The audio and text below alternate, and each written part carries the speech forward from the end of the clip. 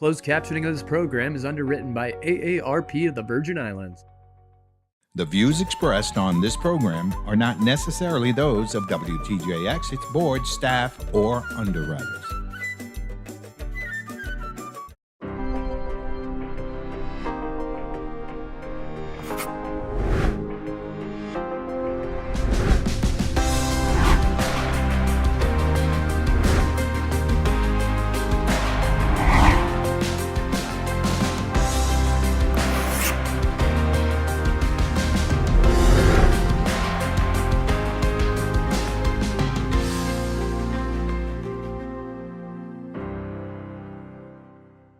Good day and welcome to the League of Women Voters Meet the Candidates Forum, a program produced in collaboration with WTJX TV for well over 35 years. It is our hope that through these programs, you, the voting public, will have a better understanding of each candidate running for elective office in the U.S. Virgin Islands. We invite you to look at all our programs for the 2024 election year right here on WTJX TV, with candidates seeking office as a senator in the 36th legislature or as delegate for the Constitutional Convention. For the first time also, we are interviewing candidates for the boards of education and election. Although the candidates for these positions were invited, not all responded or accepted the invitation. We are delighted to have here two candidates running for the position of senator in the 36th legislature in the St. Croix district. I am Annette Scott, a member of the League of Women Voters of the Virgin Islands, and I will serve as the moderator for today's program. The candidates have been informed in advance of the guidelines for the program. No candidate had access to the questions in advance. The first responder to each question will be rotated among the participants. Answers are generally 60 or 90 seconds. Changes in timings of a question will be announced in advance. All are expected to be respectful of everyone. So let's begin.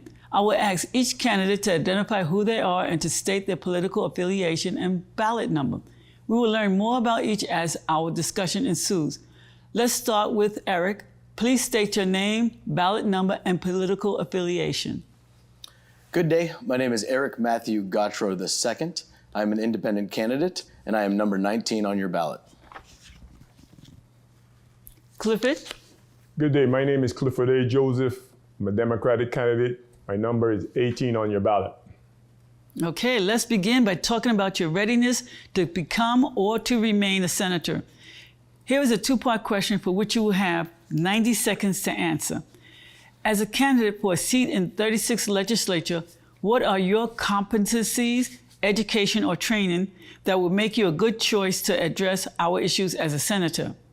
And then identify your recent accomplishments that demonstrate those skills and your readiness for this position. Eric. One of my educational background is I have a Bachelor of Arts in Sociology through the University of New Hampshire with a minor in Cultural Anthropology.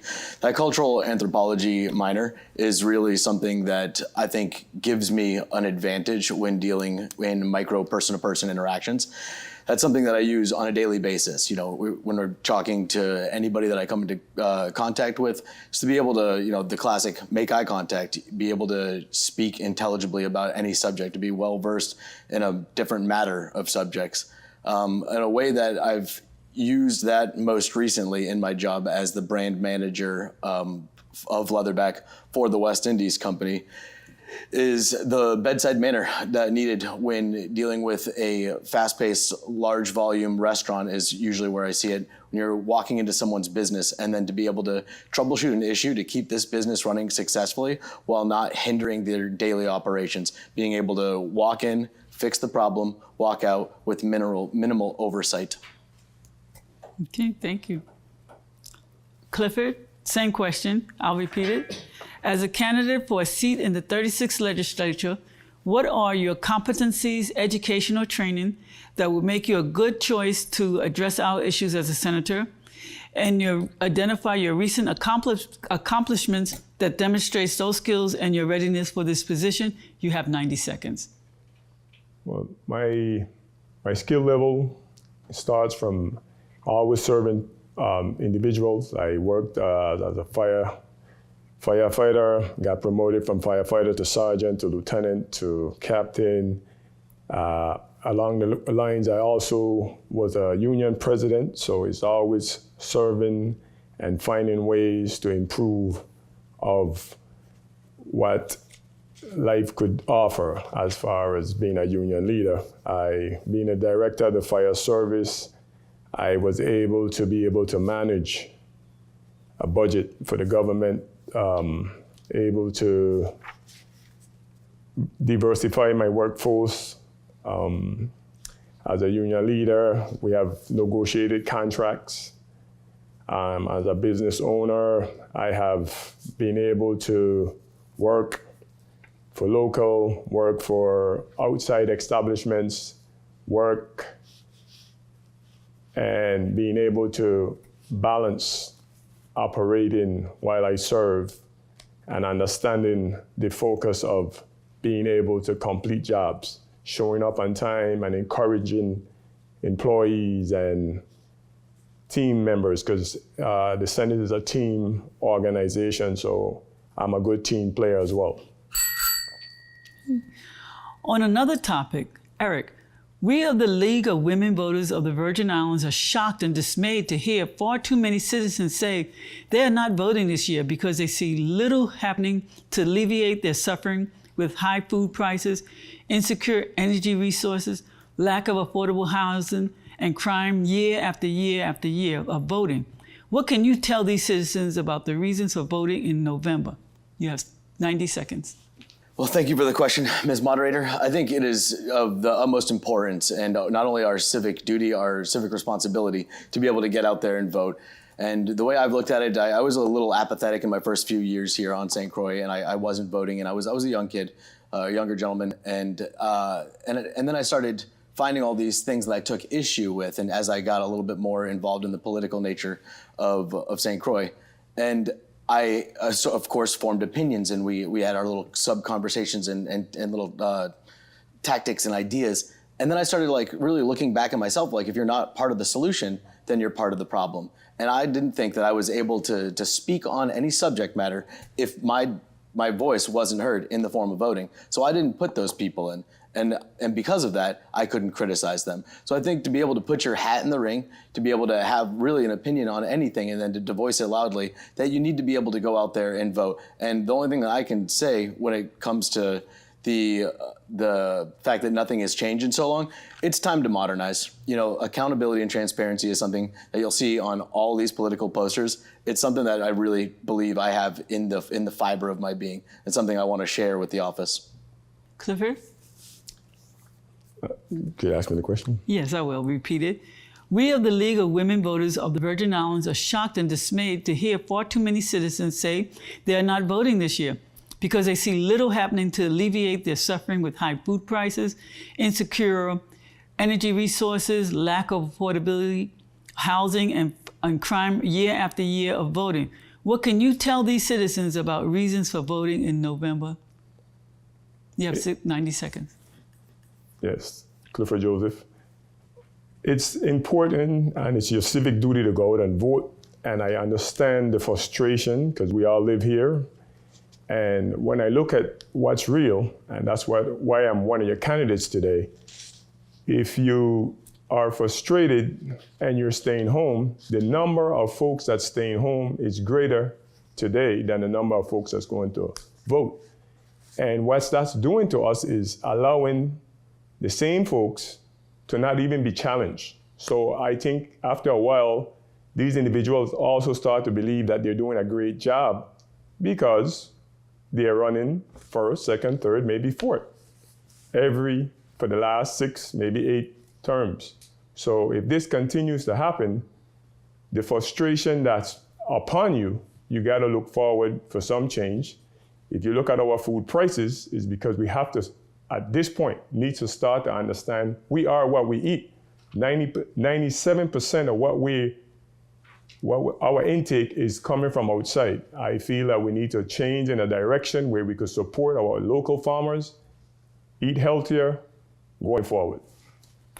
There are 4 major concerns to the public as indicated by a survey: education, crime, health, and WAPA. With limited time, we're going to ask you to respond to that. So with respect to WAPA, as one of the 4 top concerns cited by voters, Clifford, what do you see as the major challenges for WAPA, and what would be your strategies for addressing them as a senator in the 36th legislature?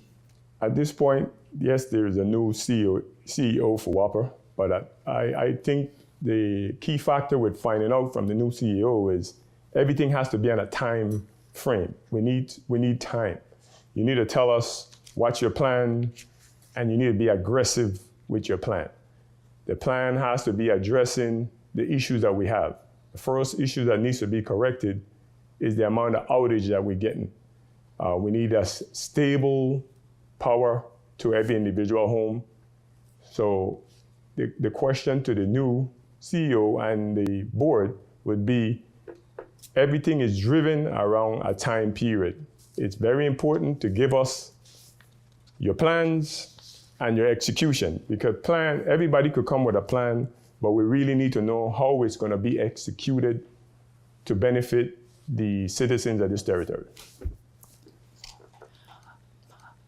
Back to you, Eric. Yes, that's a great question. Thank you, Ms. Moderator. When it comes to regards to WAPA, I have actually addressed this on my website. It's ericg4senate.com. Please take a look at it. Give me a little bit of traffic. When it comes to that, I think my first kind of mode of action would be, let's do a cost analysis. What makes more sense? Can we keep on taking these federal dollars and our own money, our Virgin Islands money, and band-aiding the problem? We know what the problem is. The problem is the lack of relying on these Wärtsilä and Aggreko generators. These are diesel and propane generators that are outdated. That's not the way the general structure goes. It's not how other people that are more successful than us make it work. So we do a cost analysis. What makes more sense? Should we go out there? Should we patch the lines? Because if that's the answer, I'm okay with it. Whatever's good for the best for the people of St. Croix and the Virgin Islands in general, that is what I will advocate for. Now, if that doesn't make any sense and the cost analysis says, no, you know what? We should go in a different direction, renewable energies. I think that we'd be remiss not to even mention or consider that. I did a quick recent analysis. St. Croix's energy usage is 150 megawatts a day, I believe. And to generate that, you get 1 megawatt out of 6 to 8 acres of solar fields. That only takes about, I think it's 1,200 acres of solar production. Well, here on St. Croix, we have 54,000 acres. There's a very small percentage, and when you start adding in all the... You could finish your statement. When you start adding in all the government-owned buildings, if you were to put them on the roofs and then to be able to cover the parking lots owned by government entities, and even some of the space that they own up in Belvedere, I think that we could really subsidize what we have going for WAPA and maybe throw the whole system away. Thank you, Eric. And my name is Annette Scott, the moderator, so you could just call me Annette. I know it's a lot. All right, then. All right, back to Clifford. With respect to crime, cited by voters as one of the top concerns, what did you see as the challenges to our communities, and what would be your strategy for addressing them as a senator in the 36th legislature? You have 90 seconds. Crime plays a role with education as well, so we got to get some parents' involvement. For instance, we have a big problem with gun violence here on the island. We don't manufacture any guns here, so we need to make sure our shores are a little clearer. We got to go back into whoever, if it's UPS, Postal Service, these checks needs to be made. But going back to the basic, we must, again, start with education. Try and get our folks back out, because an idle hand is a devil workshop, and the devil workshop been surely busy in the territory. So we got to get away from, because we got, some might be a drug problem, some might be a gambling problem, but we surely have a gun problem here in the territory, and it's scary. It needs to be addressed, and addressed from us, we start in the school, we get the parents' involvement, and we get the neighborhood back together as a watch. So you see something, you'll be able to say something, and whatever you say needs to be kept private, and you're not pointed at for doing the right thing in this territory. Eric, with respect to crime cited by voters as one of the top concerns, what do you see as the challenges to our communities, and what would be your strategy for addressing them as a senator in the 36th legislature? Thank you. I believe what Mr. Joseph said is absolutely correct. With crime and low socioeconomic status, that generally drives crime waves. This is what I had a little bit of I have a minor in the University of New Hampshire. So, you see a lot of crime waves spike in summertime in metropolitan areas in the city. Well, why is that? It's because, people have more time on their hands.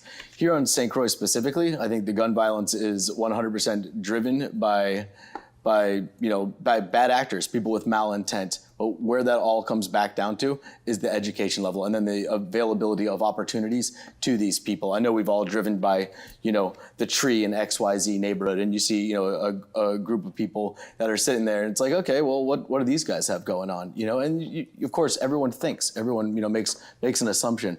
Well, do we have the programs in place? Do we have the opportunities in place for these people, these human resources, these actual bodies that can produce and make something out of it? Are we giving them an opportunity? Or we're sending our youth away to college, we're educating them up in the States, and we don't have the opportunities for them to come back. That, and obviously the handguns. We don't have much of a pistol or a rifle problem. It's handguns, and they're coming into our shores because we do not have a manufacturing facility here. But something that we do need to get out in front of is the availability of 3D printed guns, where you only need a few key components where you're able to manufacture the gun. That's something that's really worrisome to me. I don't know if we've seen it here on St. Croix as of yet, but It's only a matter of time. Thank you. Sexual assault against our children is a concern in our community. Disclosure of assaults against schoolboys by teacher is shocking, and the community remains rightfully outraged. How can you as a senator protect our boys and girls, especially with accountability on the part of adults?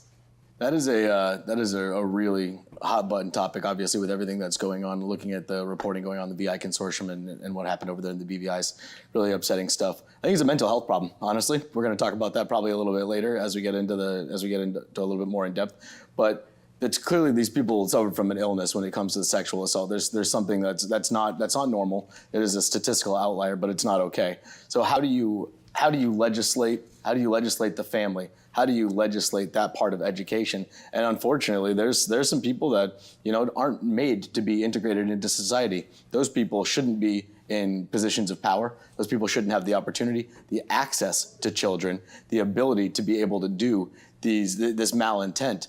How do you protect the kids? There's cameras. There's the youth protection program that many organizations use. It's an adult can't be with one youth alone. It's a youth protection program that the Boy Scouts have actually since implemented, since they've had all of their legal issues with the sexual assaults that happened in that organization. So I think it's been done by other people. I think we replicate that and then we move forward. Okay, Clifford. Well, for me, I feel boys and girls should be protected. I think what's missing and what's got to be clear, living in a small community like we do, a lot of times when the first complaint come in, when we are investigating these cases, that we need to go back from the original person that the child reported this problem to see how many people was actually involved and know what was really going on. Because if you stem to some of what just went by in the past, you could see that is a line on a different level. And if we like this particular person a little more, we don't want to believe what the child is saying. But when you get child 1, child 2, child 3, child number 4, and we get to find out that the people in charge has not made an attempt to address the individual. When charges need to be given out, those individuals also need to be charged along with the individual that committed these fraudulent crimes, because children are innocent. You break in a child's innocence, you're gonna confuse a new person for the rest of their life. So if this individual who is doing this had a problem before because maybe he was assaulted or she was assaulted, we just have to make sure when we're doing our investigation, everybody who knew about it needs to be charged as well. I think it'll help feed up in this little community what we have here as home. And sexual assault to anybody, boys or girl, is usually about power and control also. We have to remember that also. I just wanted to throw that in. With respect to education, cited by voters as one of 4 major concerns, what do you see as the primary challenges facing education today? And what would be your strategies for addressing them as a senator in the 36th legislature? You have 90 seconds. Not enough time to talk about it. One of the biggest challenge to education, I think, is really going back to where does it all start? It starts at home. These kids go to school for 6 hours a day, or where do they spend the rest of their time? It's 18 hours. They're spending that with their family, hopefully. You can't legislate the family, but we can support them. We can support them through different programs. We can give the kids a community center. I spent a lot of my time growing up in a community center, and it really helped me become a well-balanced, well-rounded kid. You get to interact with all of these different people that you might not normally see. Maybe they go to a different district, they go to a different school. Obviously, I had a little bit larger of a population going to school in the United States than on St. Croix, but I don't think it's too terribly different when you can integrate people from East, West, Mid-Island. They get to see their friends. I think being able to put them together and then to give the family that little bit of support. There's a place where the kids can go after school, so they're not just latchkey kids, that they're out just like gallivanting and doing whatever they'd like. Now, how do you go about doing that? Is through governmental and federal funds. We build this place for them, and the classic Field of Dreams. If you build it, they will come. This is a center that I feel like with enough of the resources, like what they did at the park in Frederiksted, it's beautiful. And you see people using it all the time. If we built a community center, not only for the youth, but for the aged and for everybody of St. Croix, that you'd see that pickup basketball game going on down there. You'd see people in the parking lot. It would be a community center, and that's how it would act. Thank you. Clifford, with respect to education, cited by the voters as one of 4 major concerns, what do you see as the primary challenges of facing education today, and what would be your strategies for addressing them as a senator in the 36th legislature? You have 90 seconds. We have a few levels of issues. First of all, the actual facilities. We need to make sure the maintenance group are, just like Christmas is coming up and there's only 2 weeks, we should have them already in the school knowing what they could address, if it's lighting, or fans, whatever the situation is. There's situation without having to paint. During the Christmas, you go in and you take care of a number of issues. In the islands, as far as education as well, we need to make sure we start to find a way to address teachers, to encourage to have more teachers, incentives. If we can't do raises, then we have to have incentive with maybe home ownerships, because the more that the pivotal part of education is having young children to start to learn. And I think we're at a place in our community here, maybe on the mainland as well, where teachers are going into different professions. But I think here in the islands, the reason why here in the Virgin Islands teachers are doing this is because the salaries are not moving, and they're the only, especially in government here, is the only entity that doesn't even make overtime. So we have to do something to incentivize the teachers in order to help them performing and get our facilities in place the way they need to be so that children can have a place to learn. Thank you. Clifford, with respect to health, cited by voters as one of the top 4 major concerns, many leave the territory in search of health care, especially on St. Croix. What do you see as the primary challenges regarding healthcare, and what would be your strategies for addressing them as a senator in the 36th legislature? You have 90 seconds. I think right now we're in a situation where the whole government, between the executive and the legislative branches, is not looking at short-term solutions, because when a family leaves here because you're sick and you get shipped out, it's imperative on us as leaders to try and get a partnership with a college/university, a university/hospital, to have some influx of employees coming through. I'm not a personal component of even knocking down Wang Louis. I'm in support, no demolition. I'm in support of taking the monies we got right now and just go ahead and build a new hospital. And looking into the future, the amount of money we already spend within UVI and getting ready for our future is start to embrace the future by having that new hospital, go back and refurbish the present hospital. Then St. Croix should be looking at being the capital of the Caribbean for medical visits. So when our economy starts to grow, we'll be growing strongly on medical. The same way right now that we're taking all our monies and we're building the economy, especially for everybody goes to Cleveland Clinic, it'll be in the reverse. Once we plan our future right, that's what we'll be seeing for St. Croix. Thank you. Eric, with respect to health cited by voters as one of the top 4 major concerns, many leave the territory in search of health care, especially on St. Croix. What do you see as the primary challenges regarding health care, and what would be your strategies for addressing them as a senator in the 36th legislature? You have 90 seconds. Thank you, Annette.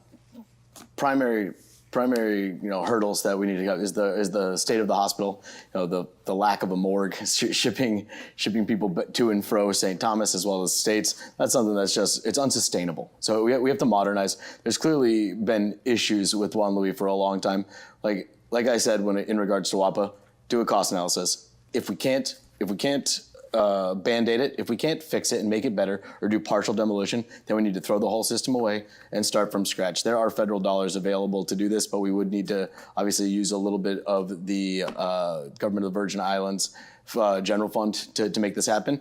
And the budgeting is one of those things. It's certainly a concern. I'm a finance person. I like to know where the number's coming from. And it's a classic question I let kind of govern every little bit of my life. Is the juice worth the squeeze? And I think when we're talking about healthcare, that we know that the juice is worth the squeeze. Like whatever money that we put into it, we will receive that back out of it by the health of our general population.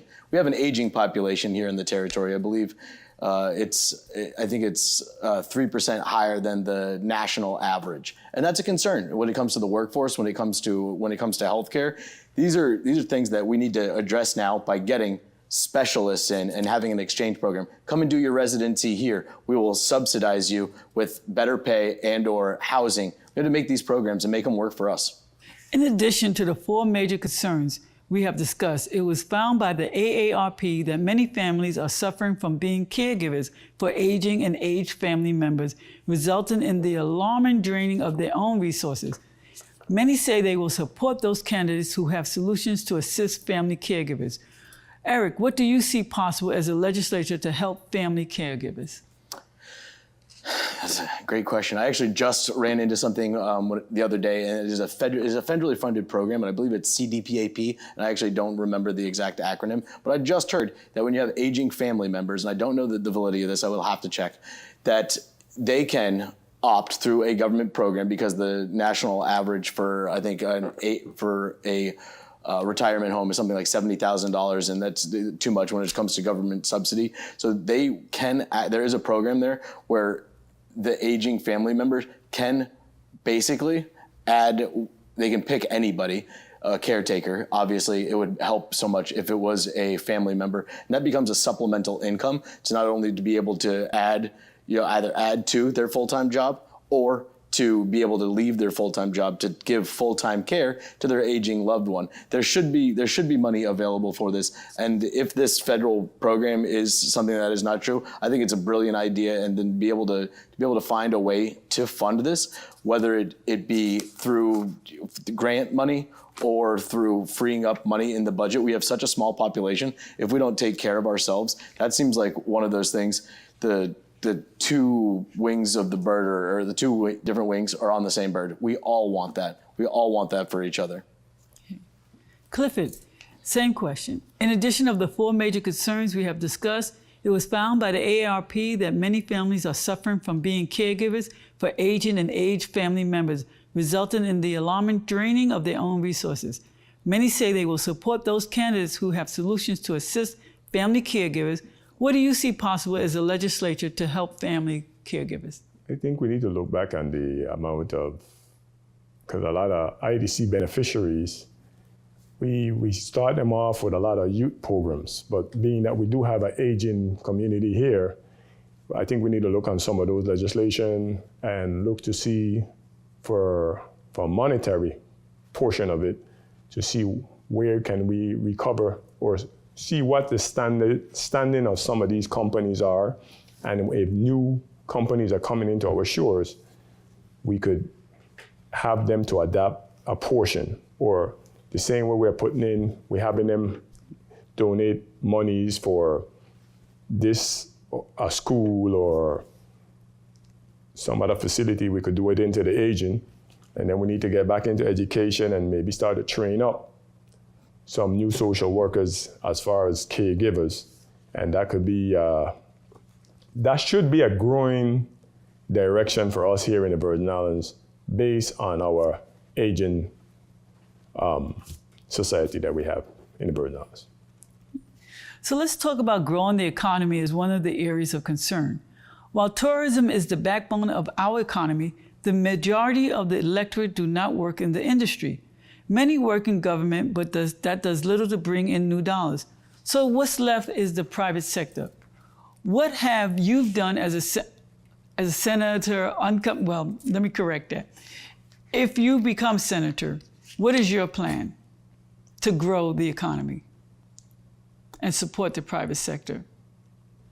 As far as growing our economy, we have to really get the electorate going, because as far as new companies coming to our shore, they're going to be in questions. IDT benefits are one, but past IDT benefits, we got to look forward to see what's available. If we got sunshine, we got rain, and I think water is a big resource that we could start to look forward to. Some other places in the world have water shortage.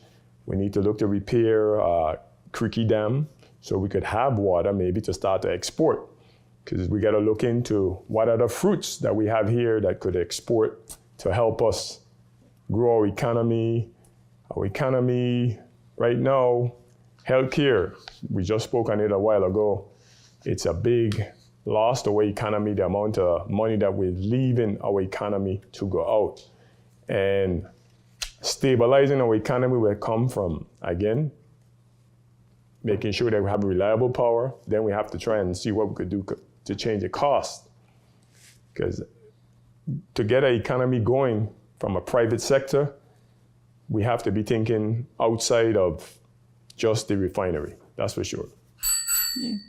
Eric, let's talk about growing the economy as one of the areas of concern. While tourism is the backbone of our economy, the majority of the electorate do not work in that industry. Many work in government, but that does little to bring in new dollars. So what's left is the private sector. As you come into the Senate, if you become a senator, what is your plan? What plan would you have? Well, Annette, there's definitely a multi-pronged issue here.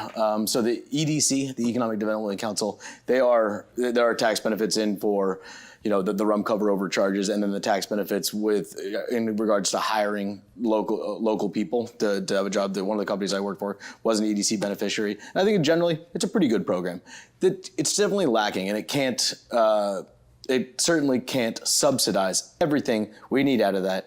Well, with an aging population and then trying to attract a younger demographic, well, what do you need? You need digital nomads, I think, is really the answer there. So digital nomad, for those that aren't familiar with the term, people that work remotely. So we found out, globally, that so much of the economy, so many of the jobs that are needed can be done remotely. Obviously, we need our lawyers, we need our doctors, we need the trash man. Those are very important parts of the economy.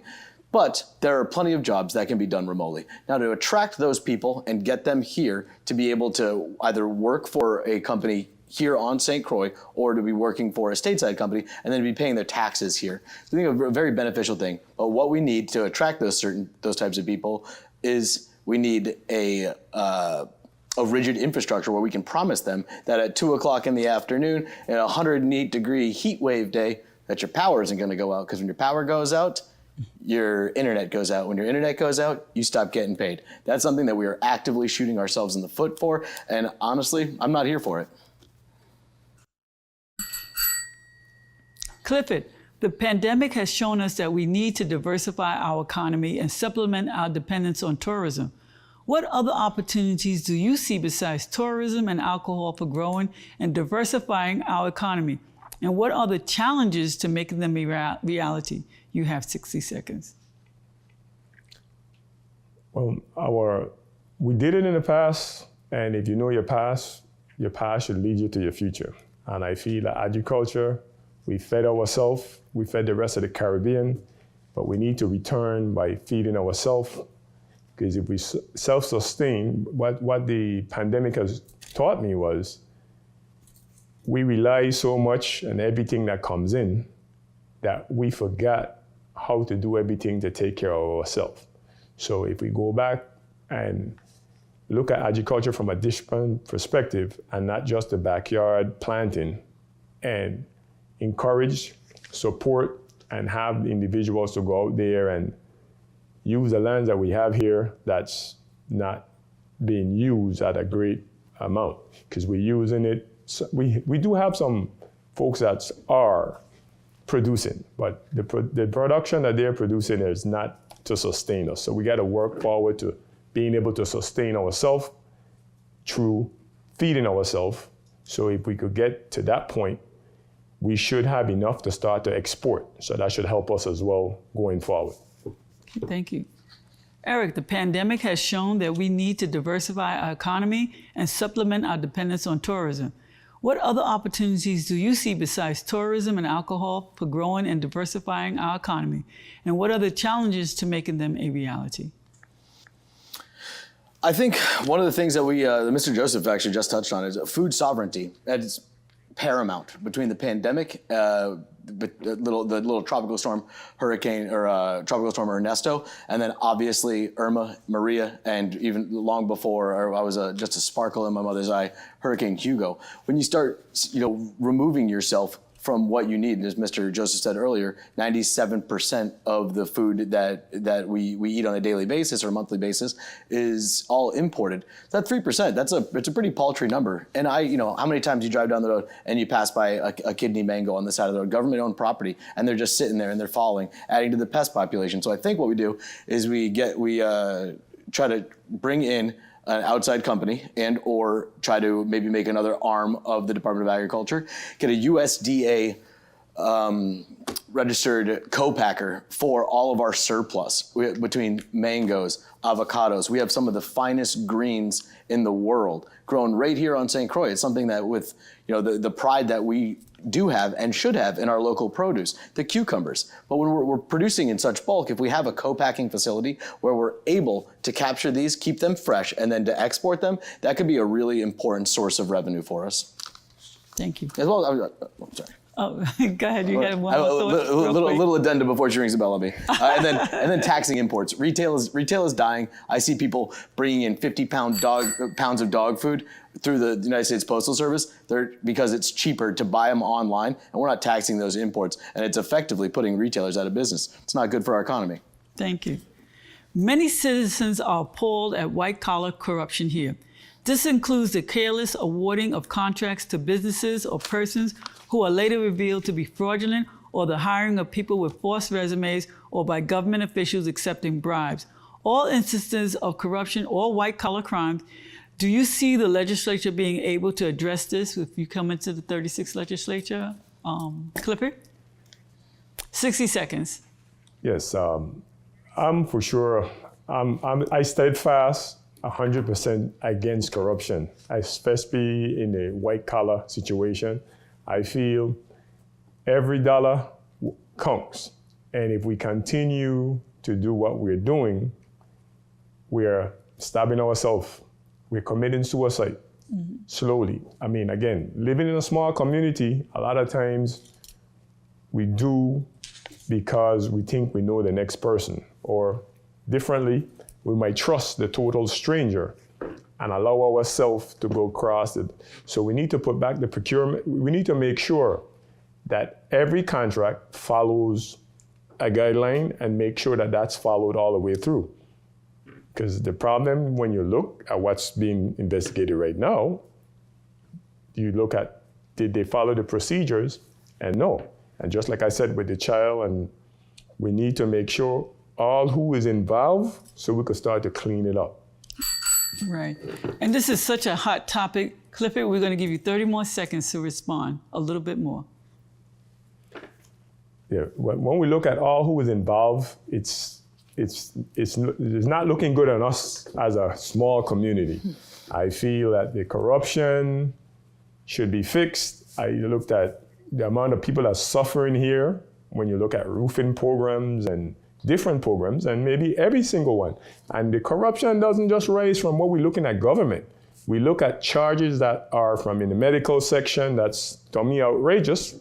And a lot of time, maybe they go outrageous when they get to these programs that are government supplemented, and you go in and you need some assistance, and then you gotta hear that you can't get any because these folks was overcharging for a while. So we need a complete investigation throughout, here locally to make sure we get our stuff. We need to get back online of what's priced right and what's not priced right. Thank you so much. Eric, many citizens are appalled at white-collar corruption here. This includes the careless awarding of contracts to businesses or persons who are later revealed to be fraudulent, or the hiring of people with false resumes, or by government officials accepting bribes. All these instances of corruption are white-collar crime. Do you see in the 36th legislature being able to address this? You have 90 seconds. The short answer is yes. I do think that the 36th legislature could address this. The fact of the matter is, when you open the newspaper, unfortunately we lost her Avis, so I'll refer to Virgin Islands Consortium or the Daily News, St. Thomas paper.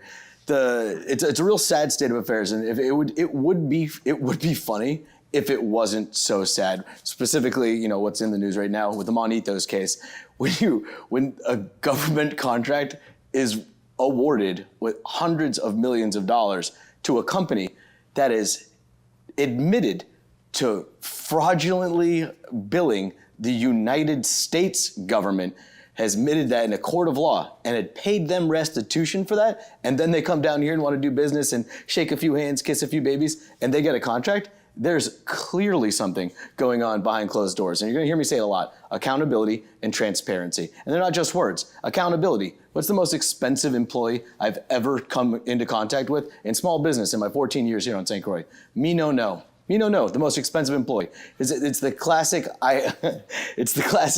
it's no one's responsibility, or, it's the other guys. You assume somebody else is going to take care of it. Well, that's not the way I operate, because if you're not part of the solution, you're part of the problem. And then the transparency, being able to have this public forum. If I make it into office, it'll be an open door policy. I haven't dialed it in yet. Every Tuesday, Wednesday, 11 to 12, come in, talk to me. I'll tell you exactly what is going on.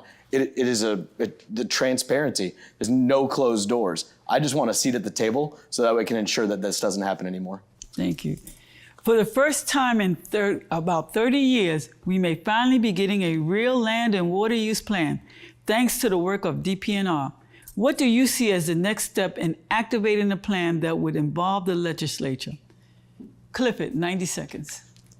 Activating the plan, I guess they have to come for all the CZM permitting and access to get the work going. And again, just talking about the corruption, and we just hope that these contracts as well are bid properly and work completed on a time base, because we fall short a lot of time.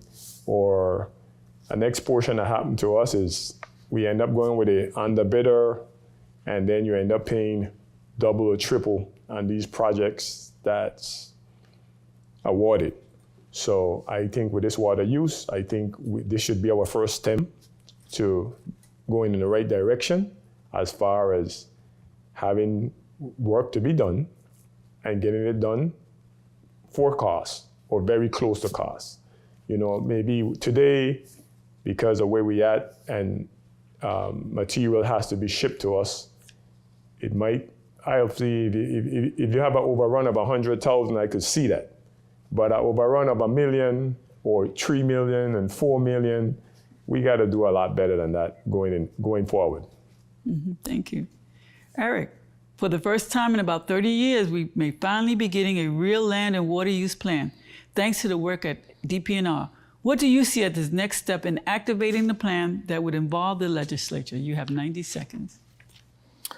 The next step to activate the current land and water use plan, which that DPNR worked very diligently with, I really respect them reaching out to the community and having them source these concerns. I think the next step really is to go over the contracts, make sure that they're open-ended enough where that either party can, obviously it's an at-will, with most of the government contracts are, either party can amend or to walk away from the contract to make sure that it's the best thing for the people of St. Croix. I know there's some really hot button topics going on with the land use out west with the sugarcane field, the rum production out there. And I think that got kind of backdoor, that got kind of pushed through with some real verbal opposition. Whether or not it's a good thing for St. Croix or a bad thing for St. Croix, I think that is a topic that should have been roundtabled, in a large roundtable, a town hall meeting, all these concerns that need to be brought up. And the people who actually live here, this isn't a senator at large topic. This is the residents of the community of St. Croix, or I'm sure similar issues are happening in St. Thomas. But you have to ask the community, what do they want? And that's, just because they want it doesn't necessarily mean it's good. Is it good for the environment? Is it good sustainably for our economy? These are questions that we have to answer. And to be able to answer those, you need to be able to see the entire plan as it plays out. And just because it looks good on paper doesn't mean it'll be necessarily good in practice. Thank you. Clifford, we're going to change turn our attention to environment and climate change. What do you perceive as potential adverse impacts of climate change on the territory? What would you do as senator to ensure that the attention is brought to mitigating those impacts? You have 90 seconds. Well, we have to start with the basic, what are we doing that's causing certain of these issues? Maybe removing too much trees. We gotta just, one by one, see what all is causing us a problem. If it's people who does air condition, are we making sure that they're monitoring and not letting this that kind of gases in our atmosphere? Because although we're here on a small island, we too cause a lot of damage from the way the erosion of the land hits the sea. Again, that's the practice of people dumping grease on the ground, or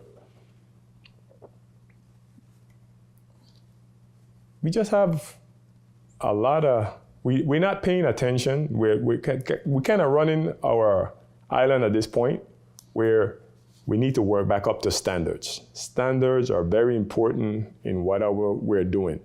And I think we have lost a lot of our standards, and we allow, yes, we are a melting pot. I'm a fan of migration myself, but at the end of the day, we have to establish who we are and continue to keep our place clean, because that too is causing an effect on our global. Thank you. Okay. You could have finished your statement. Even though the bell rings, you could actually finish your statement in a second. Thank you so much. Okay. All right. So, Eric, what do you perceive as potential adverse impacts of climate change on the territory? What would you do as senator to ensure that the attention is brought to mitigating those impacts? You have 90 seconds. I could talk about this all day. I'll try to make it as concise as possible. I am a conservationist at heart. I think we have one planet. We should probably take care of it. Use classic thing that you see in politics is, oh, this guy's, profit over people. Well, I'm kind of like, we're in the mindset of like people over planet. And that's, of course, we're more important than the planet. But without the planet, there won't be any people. So I'm 100% on board with conservation, not preservation. The land is here for us to use, but smart use of it. And that's why, with the Buck Island National Park, you can't commercial fish, or you can't fish within a mile, a big circle there, and then all the way down across Grape Tree and all the South Shore. That's an amazing thing. Is it enforced? No, it's not. It's because they're underfunded. That's upsetting. We're taking the resources of the fish. The butchery of the of the mahogany trees on Centerline after Irma Maria. I know it was important to get the lines down, but we still didn't have power for 96 plus days. So the fact that they butchered and killed those trees that are hundreds of years old absolutely breaks my heart every time. It was a beautiful, beautiful mahogany line to drive down Centerline. It's not like that anymore. It leads you to the decaying bridge that they just put in over there near UVI. Really upsetting stuff. Styrofoam, plastic bottles. So, to be able to they always say, act locally, think globally. Yeah, well, maybe we shouldn't be using styrofoam. Maybe we shouldn't be throwing it out of our car windows. Maybe every time we go to Plaza, we shouldn't see the residents grabbing 10 and 12 cases of plastic bottled water. Recycle, reduce, reuse. Plenty of the 5-gallon places, they fill all the water. Carry a water bottle with you. It's hot. We all need water. It doesn't need to be a plastic one. Thank you. All right, let's talk a bit about housing. Many young families are leaving the territory because they cannot afford the housing market here or even find affordable rents. What is your position on rent control for the Virgin Islands? What are suggestions to address lack of affordable housing? Clifford? Foremost, when it comes to housing, I think we need to establish some laws between the tenant itself and the landlord. We need to set percentages where you could raise on a potential tenant who is inside. I mean, we can't dictate to a new tenant, but at least for the tenant who is there, that the limit should be whatever percentage we could come up with as a body, because I don't want to call numbers on my own self. And then when we look at the tenant itself, certain behaviors, we got to be straight up, and the judges got to be ready to enforce, because that's a problem by itself. Overall, we need to continue to seek whatever system we can to afford, especially the younger folks that's starting up. Because one thing we have here is an expensive economy to live in. But when you travel, like I traveled to San Francisco, the cost of living might be just a pinch more than what we are here, but the jobs are paying to suit the cost of living. That's something we got to work hard as a government in the Virgin Islands to correct, or to be able to supplement some decent housing through government. I don't know if it's going to be federal or where at, but some kind of system has to come, because one thing that's not in line with what we got for cost of living is the salaries that we're making. Thank you. Eric, many young families are leaving the territory because they cannot afford the housing market here or even find affordable rents. What is your position on rent control for the Virgin Islands? What are suggestions to address lack of affordable housing? You have 90 seconds. When it comes to rent control, I think that's not necessarily a bad thing. I think it's definitely something that should be looked into more, something I definitely need to make myself a little bit more abreast with, and exactly what all of that entails, the legality of it. And then a couple of solutions. My gosh, it's interesting when you take a look around and you see the amount of abandoned properties on St. Croix. I've myself been to the Locator Records, I believe, downtown Christiansted, seeing this property because I just, I love the charm of it, and it's just been sitting there and it looks overgrown. I'm like, who owns that? Who owns that? Is that something where, grandma moved to the States, 10 years ago, and I can, send her a letter and be like, hey, are you interested in selling? Because it's not currently listed on the MLS and it's not actively for sale. It's a derelict property that is now just becoming almost more of a liability than an asset. But you see some of these places that are out there. I think there should be an incentive program for, unfortunately, it would have to take somebody with a lot more money than I have to be able to build these back up and then make affordable housing for people. I'm a renter and I have animals. It's almost impossible to find a house with a yard for my dogs. It's something that I think about a lot. And in my 14 years here on St. Croix, I've been blessed enough to only live in like 4 places. So not having to move all the time, very important. I've been very lucky to have good landlords, but we need more spaces to be able to attract a younger population and growing families. Just what it is. Thank you. Now, each candidate will have 60 seconds each for closing statements, starting with your name. Oh, Storm. It's hard when you think it's easier when it's two. It's actually harder. Go ahead, Eric. Well, good day, and as you may have picked up by now, my name is Eric Matthew Gautreaux II, and I'm asking for your support and your vote in the 2024 senatorial election. I want to represent St. Croix in the 36th legislature. I'm really excited just at the opportunity to be able to have my name as an option on the ballot, running as an independent candidate, getting through so I didn't have to win the Democratic primary. There's so much work to be done here in the territory, and I think to be able to be elected and then to have the ability to help the Virgin Islands move towards a more modern, sustainable economy. I'm sure all of us have examples of this isn't sustainable, whether it be in your personal life, in business life. It can't keep on going this way. Is it working for you? Because it's not working for me. And that's the thing with the right minds sitting at the table. I'm just one man. I don't have the answers to everything, but I've always done a really good job of keeping smarter company than myself, listening to those ideas, and then finding a way to implement them to make things better for everybody. Again, I'm Eric G. I'm your ticket to a better Virgin Islands. Thank you. Clifford? Same. Clifford A. Joseph, committed to serve. I'd like to thank the League of Women Voters for this opportunity to be here, to express and answer the questions, express myself and answer the questions that was posed to me. I'd also like to make it clear that I was born here in St. Croix and I'm ready to serve the people of St. Croix. I am committed to serve the people of St. Croix, people of the territory, but especially the people of St. Croix. My number is number 18 on the ballot. And again, Clifford Joseph, committed to serve, long-time dedicated, father dedicated, husband dedicated, workman, and a dedicated leader. So I'm looking for your support and vote on November the 5th. My name is Clifford Joseph, and my number on the ballot is number 18. Thank you, candidates and viewers, and thank you, WTJX TV and staff, for today's program. The League of Women Voters hosts this program has helped with you, the voter, in understanding of the candidates and in so doing, inform your vote in November.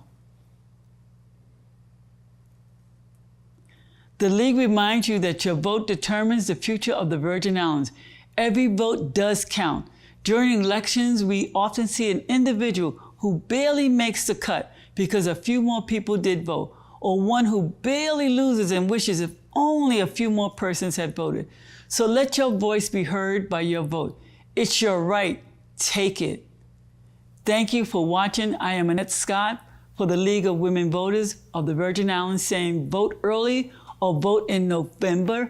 Just vote.